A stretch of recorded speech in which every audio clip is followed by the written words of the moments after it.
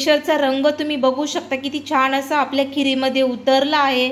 दसरा येतोय, दिवाळी येते, तर ही खीर एकदा घरी नक्की ट्राय करा। तुपाचा एकही थेंब न वापरता आपण ही खीर केलेली आहे आणि तुम्ही बघू शकता किती क्रीमी अशी झालेली आहे। नमस्कार, दीपालीज मेजवानी या मराठी यूट्यूब चॅनलवर तुमचे खूप खूप खूप मनापासून स्वागत। आज आपण रबडी खीर बघणार आहोत। पण रबडी खीर बनवतोय पण तुपाचा एकही थेंब न वापरता मी आज ही रेसिपी तुमच्याबरोबर शेअर करणार आहे। नक्कीच खूप वेगळी असणार आहे। रेसिपी शेवटपर्यंत नक्की बघा। आपल्या चॅनलवर नवीन असाल तर चॅनलला सबस्क्राइब करा, रेसिपीला एक लाईक करा आणि खीरसाठी काय साहित्य लागणार आहे ते सुद्धा बघूयात।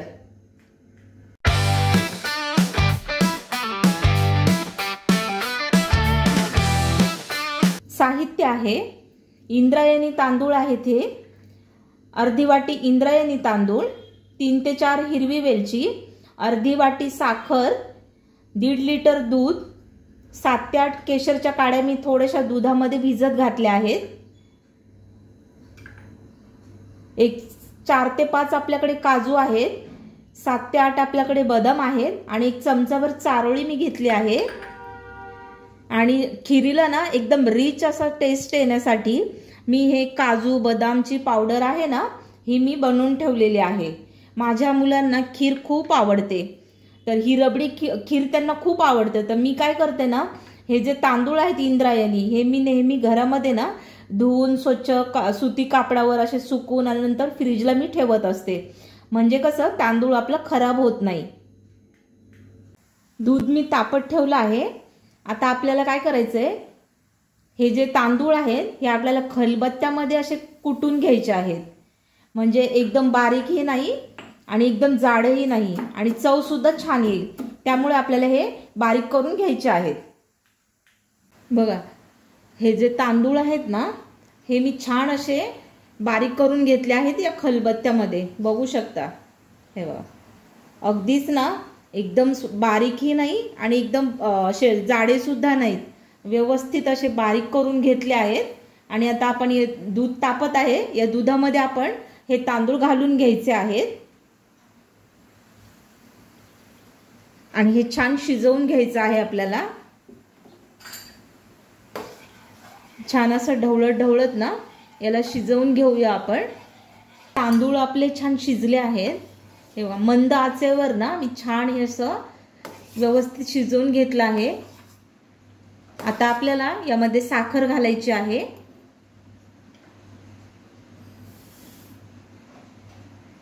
मिक्स करूया आणि हे तांदूळ आहेत, म्हणजे जसं जसं ही तांदूळाची खीर शिजेल तशी तशी आपली खीर ही दाटसर व्हायला लागेल। साखर घालून एक 5 मिनिटं झालेले आहेत, अशी काही दिसत आहे आपली खीर, बघू शकता। आता आपल्याला ना हे चिरून घेतलेले ड्रायफ्रुट्स आहेत हे सर्व आपण घालून घ्यायचे आहेत आणि पुन्हा एकदा हे 5 मिनिटं आपल्याला शिजवून घ्यायचं आहे। छान मंद आचेवरच आपल्याला हे होऊ द्यायचं आहे।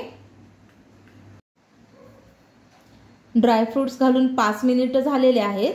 आता आपण हे केशरचं दूध घालून घ्यायचं आहे आणि पुन्हा एकदा हे व्यवस्थित असं मिक्स करून घेऊया। बघा, आता खूप अशी घट्टसर दिसत आहे खीर आपली, बघू शकता। आणि पुन्हा एकदा हे 5 मिनिटं याला वेळ देऊयात। आता आपल्याला ना हे 2 चमचे आपल्याला ही ड्रायफ्रुट्सची पावडर आहे ती घालून घ्यायची आहे।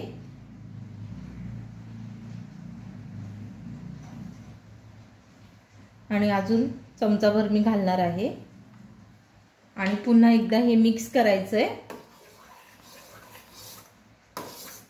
आणि वेलची सुद्धा आपल्याला घालायची आहे। आता छान बारीक करून अशी घेतली आहे, ही सुद्धा घालायची आहे। आणि वेलची मी कुठलाही गोडाचा पदार्थ केला ना, मी सगळ्यात शेवटीच घालते, कारण त्याचा वास मग व्यवस्थित असा राहतो, मग पदार्थाला जास्त वेळ टिकतो। नाहीतर मग आपण अगोदरच ते शिजायला घातलं वेलची वगैरे, तर त्याचा वास खूप कमी होतो. मग या पद्धतीने नक्की ट्राय करा. बघा खूप अशी दाटसर दिसते आहे खीर आता आपली. आणि अजून हिला 5 मिनिट आपण होऊ देऊया. बघा अजून 5 मिनिट मी याला शिजवून घेतलं आहे. आणि आता तुम्ही टेक्स्चर बघू शकता, दाटसर असं दिसत असेल तुम्हाला. याला एकूण वेळ 1 तास लागलेला आहे.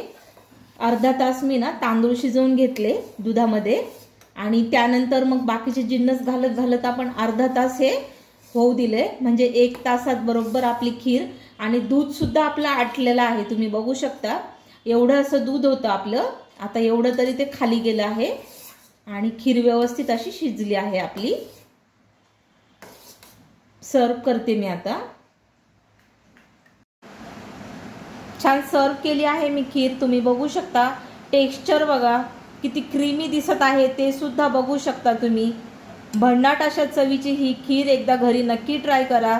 तूप घातलेली खीर तुम्ही नेहमीच खात असाल, पण या पद्धतीची सुद्धा नक्की घरी एकदा करून बघा. आवडल्यास मला कमेंट करूनही सांगा. आपल्या चॅनलवर नवीन असाल तर चॅनल सबस्क्राईब करा, लाईक करा, शेअर करा, सबस्क्राईब करा. भेटूया आपण अशाच एका छानशा रेसिपीमध्ये.